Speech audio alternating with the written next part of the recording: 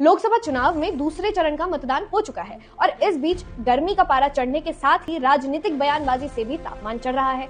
राहुल गांधी के wealth redistribution वाली योजना पर प्रधानमंत्री मोदी ने जमकर हमला किया और जनता को याद दिलाई मनमोहन सिंह की स्पीच, जिसमें वो कह रहे हैं कि देश के संसाधनों पर पहला हक मुसलमानों का है। We will have to devise innovative plans to ensure that minorities, particularly the Muslim minority, are empowered to share equitably in the fruits of development.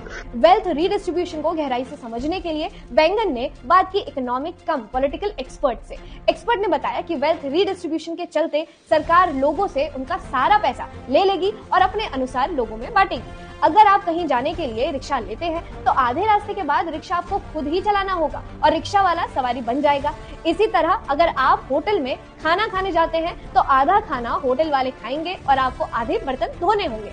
आप बाल कटवाने जाते हैं तो आधे सर के बाल कटवाने के बाद आपको नाई के बाल काटने पड़ेंगे। अगर आपकी गाड़ी का टायर पंचर हो जाता है तो पंचर लगवाने के बाद आपको टायर पंचर वाले को देना ही होगा।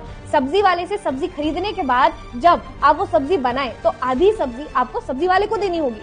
कुल मिलाकर आपकी कमाई और मेहनत का आधा हिस्सा कांग्रेस सरकार उसको देगी जिसे वो चाहती है। हालांकि कांग्रेस वेल्थ रीडिस्ट्रीब्यूशन के बाद अब आपके पैतृक संपत्ति पर भी नजर डाल रही है। इनहेरिटेंस टैक्स का कर कांग्रेस आपके मरने के बाद आपकी विरासत का 55% हिस्सा खुद रखेगी और फिर अपने पसंदीदा लोगों को दे देगी। एक्सपर्ट ने हमें बताया कि इस कानून के चलते आपका संचय किया हुआ धन, जेवर, मकान, गाड़ी में सरकार अपना 55% हिस्सा ले लेगी। अगर आपके पास 2 BHK घर है तो सरकार उसमें 1 BHK मुसलमानों को दे देगी। अगर आपके पास एक कार है तो वो कार सरकार आपसे लेकर ओला उबर को दे देगी।